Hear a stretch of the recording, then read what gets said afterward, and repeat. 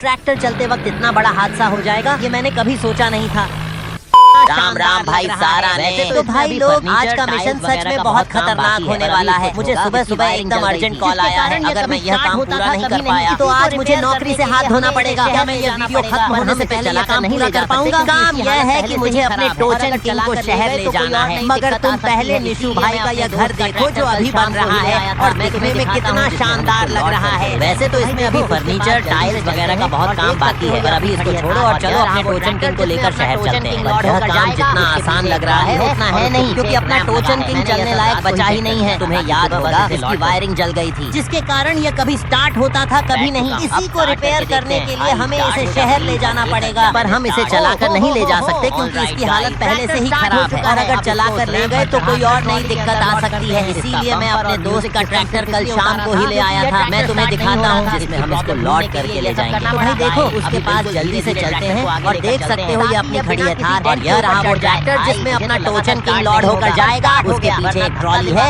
और उसके पीछे एक रैंप लगा है। मैंने यह सब रात को ही सेट कर दिया था ताकि सुबह बस इसे लौट करके ले जाना बाकी रह जाए। तो अभी जल्दी से टोचन किंग के पास चलते हैं और उसे स्टार्ट करके देखते हैं। ऑलराइट गाइस, ड्राइविंग में यहाँ पर बैठ चुका हूँ, अब स्टार्ट करके देखते हैं। भाई स्टार्ट हो जा प्लीज। और ये कर दिया मैंने स्टार्ट। ओ हो ऑलराइट गाइस, ट्रैक्टर स्टार्ट हो चुका है। अब इसको उस रैंप पर चढ़ाकर ट्रॉली के अंदर लॉट करते हैं। इसका बम्पर और म्यूजिक सिस्टम सिर्फ इसलिए उतारा था क्योंकि ये ट्रैक्टर स्टार्ट नहीं हो रहा था। इसकी प्रॉब्लम ढूंढने के लिए यह सब करना पड़ा। गाइस अभी बिल्कुल धीरे धीरे ट्रैक्टर को आगे लेकर चलते हैं ताकि ये बिना किसी डेंट के ऊपर चढ़ जाए। भाई मुझे तो लगा था स्टार्ट नहीं होगा, पर स्टार्ट हो गया, वरना धक्का दिलवाकर स्टार्ट करना पड़ता। और भाई कुछ देर बाद ट्रैक्टर ऊपर चढ़ गया एकदम परफेक्टली बिना किसी दिक्कत के। अब इसे यहीं खड़ा करते हैं और हैंड ब्रेक लगा देते हैं जिससे यह ट्रैक्टर ज्यादा आगे पीछे नहीं होगा और हमें ड्राइविंग में आसानी होगी। ओके, सारा काम हो चुका है। अब ट्रैक्टर को स्विच करते हैं। हो गए, अब हम आइसर की स्टीयरिंग पर आ चुके हैं और मैं रैंप तो पहले ही हटा दिया था। अब पीछे वाले गेट को क्लोज करते हैं। चलो इसको भी बंद कर दिया है हमने। अब जल्दी से ट्रैक्टर को ड्राइव करके शहर की ओर लेकर चलते हैं। और अब मैंने ट्रैक्टर को आगे बढ़ाना शुरू कर दिया है। हमने धीरे धीरे लेकर चलेंगे क्योंकि भाई तो आता ही काफी बड़ा मॉन्स्टर बैठा है। वह ट्रैक्टर आज किसी के सहारे जा रहा है जो 3-4 ट्रैक्टरों को कहीं से भी निकालने का दम रखता था। और भाई तुम मुझे बताओ कौन कौन निशु भाई को मिस करता है? अगर तुम भी निशु भाई को मिस करते हो तो वीडियो को लाइक करके कमेंट में वाला इमोजी स्पैम कर दो, जिससे मुझे भी तो पता चले कि कौन कौन निशु भाई को मिस करता है। और गाइस मैं अभी ना थोड़ा ड्राइविंग पर फोकस करता हूँ क्योंकि मेरी ड्राइविंग तो वैसे ही है जैसे सल्लू भाई की। और भाई मुझे इसे जल्दी से लेकर जाना पड़ेगा क्योंकि बेनी भाई भी किसी की शादी में जाने वाले हैं, तो वह आज अपना गैराज जल्दी ही बंद कर देंगे। तो अब बिना किसी बातचीत के जल्दी से अपने ट्रैक्टर को फुल स्पीड पर भगाते हैं। पर गाइस सामने क्या रखा है मेरे रास्ते में? हमेशा कुछ न कुछ तो आता ही रहता है। लगता है यहाँ पर कोई ट्रक वगैरह पलट गया है। देखो ना गाइस, यहाँ कितनी सारी बोरियां पड़ी हुई हैं। अभी यहाँ साइड से निकल जाते हैं और लो भाई सामने एक और नई मुसीबत आन पड़ी है। अगर गाइस हम इसको राइट साइड से निकालेंगे तो अगर गलती से ट्रैक्टर स्लिप हुआ तो समझो इन सबको किसी ट्रक में डाल के जाना पड़ेगा। तो इसीलिए लेफ्ट साइड से निकालना सेफ रहेगा। और अब टर्न करते हैं इस ट्रैक्टर को लेफ्ट साइड की ओर। बिल्कुल धीरे धीरे ले जाना पड़ेगा। यहाँ पर भी एक पेड़ है, अगर इसको टच हुआ ना तो फिर कोई नई प्रॉब्लम आन पड़ेगी। आराम से निकालते हैं और ये निकल गया। और ये है कौन जो बीच रास्ते में कुछ न कुछ तो डाल के ही चला जाता है। देखो गाइस यहाँ पर ये रोल और गट्ठर काफी ज्यादा पड़े हुए हैं और ये इतने हैं कि इनसे पूरा रास्ता ब्लॉक है। अब हम पहुँच गए हैं सबसे खतरनाक हिस्से पर, संकीर्ण पुल। यहाँ बैलेंस बनाए रखना बहुत बहुत जरूरी है। एक तरफ गहरी खाई, दूसरी गट्ठर का ढेर। यहाँ एक गलती की भी गुंजाइश नहीं है। धीरे धीरे एक्सेलरेटर दबा रहा हूँ। ट्रॉली हल्का सा डगमगाई, मेरा दिल धक धक करने लगा था, लेकिन संभाल लिया हमने। अगर ट्रॉली थोड़ी भी उस साइड हुई तो समझो पल भर में खेल खत्म। और कुछ देर काफी फोकस से ड्राइविंग करने के बाद हम इस खतरनाक जगह से फिलहाल निकल चुके थे। अभी सफर लंबा है लेकिन आत्मविश्वास बढ़ गया है। और भाई ये जेसीबी भी चल रही है जो कि इन पत्थर को यहाँ से अलग करेगी। चलो गाइस अभी तो हम चलते हैं फिलहाल। अब हम शहर वाली सड़क पर पहुँच चुके हैं। यहाँ एक हमारा छोटा सा चैलेंज भी है, ट्रॉली और ट्रैक्टर को बिना किसी नुकसान के गैराज तक पहुँचाना। बीच बीच में गाड़ियाँ अचानक सामने कट मार देती हैं। ऑटो वाले तो जैसे आज बदला लेने निकले।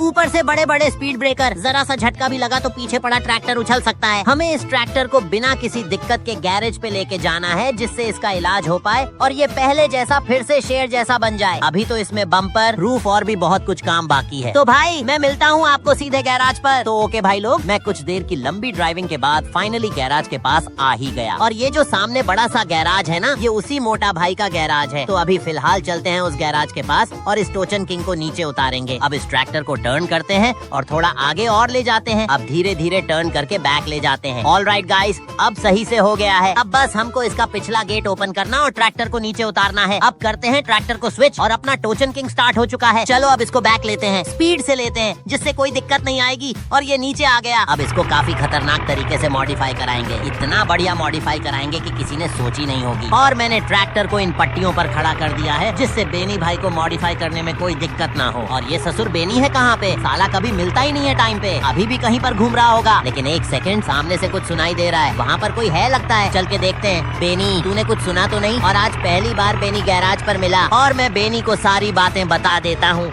जिससे वो अपने ट्रैक्टर को अच्छे से चेक करके ठीक कर दे। और इसे देखो, पूरा मतलब इन टूल्स में घुसा हुआ है। अरे मोटा भाई, अपने टोचन किंग को चेक करके मॉडिफाई कर दो। और भाई कुछ देर मोटा भाई से बात करने के बाद ये बोल रहे हैं कि बस 10 मिनट बाद वर्कर आ रहे हैं। उसके बाद हम ट्रैक्टर को मॉडिफाई करते हैं। 2 moments later.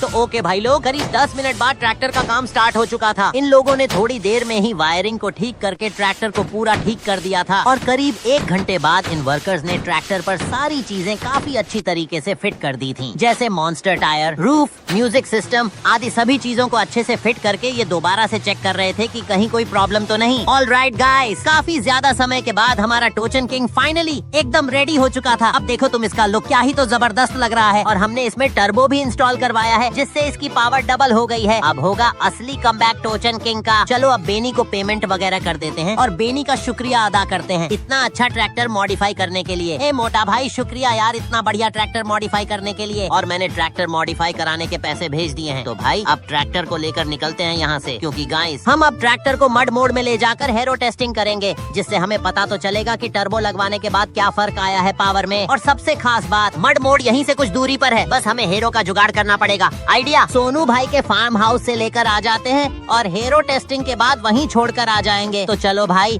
मैं मिलता हूँ आपको सीधे मड मोड में। तो मैं यहाँ पर आ गया हूँ और भाई वो रहा अपने सामने मड से भरा हुआ खेत। अब आएगा असली मजा ट्रैक्टर चलाने का। इतनी सारी मड में हेरो चलाएंगे। अब ट्रैक्टर को खेत में उतारते हैं और उसके बाद हेरो को सेट करते हैं। अब ट्रैक्टर तो अंदर आ गया। अब हेरो की लिफ्ट डाउन करते हैं जिससे हेरो की ब्लेड नीचे जाएगी और उसके टायर ऊपर आएंगे। तो अब इससे नीचे नहीं हो रहा है। अब ट्रैक्टर को आगे बढ़ाते हैं फर्स्ट के हाई गियर में। और भाई साहब, क्या ही तो अपना टोचन किंग चल रहा है, जैसे पीछे कुछ हो ही नहीं। भाई मजा आ गया ट्रैक्टर मॉडिफाई करा के। वैसे मानना पड़ेगा बेनी को, क्या ही तो तगड़ा मॉडिफाई किया है और क्या ही तो खतरनाक टर्बो डाला है इसके अंदर। अपना टोचन किंग फिर से पहले जैसा हो गया। और ये इतना स्लिप क्यों हो रहा है? लगता है ट्रैक्टर के बैक व्हील पर लोड कम पड़ रहा है, इसीलिए मैं थोड़ा सा हेरो की लिफ्ट ऊपर करता हूँ जिससे दोनों टायर पर लोड आए और ये आगे बढ़ पाए। ओ हो भाई, मजा आ गया आज हेरो पर ट्रैक्टर चलाकर। क्या ही तो स्मूथ चल रहा है बिना किसी ज्यादा दबाव के। और ट्रैक्टर आरपीएम भी नहीं तोड़ रहा है। जैसे ही एक्सीलरेट करो वैसे ही शेर की तरह दहाड़ मार के आगे चल पड़ता है। पर भाई ये कहीं से जलने की स्मेल कहाँ से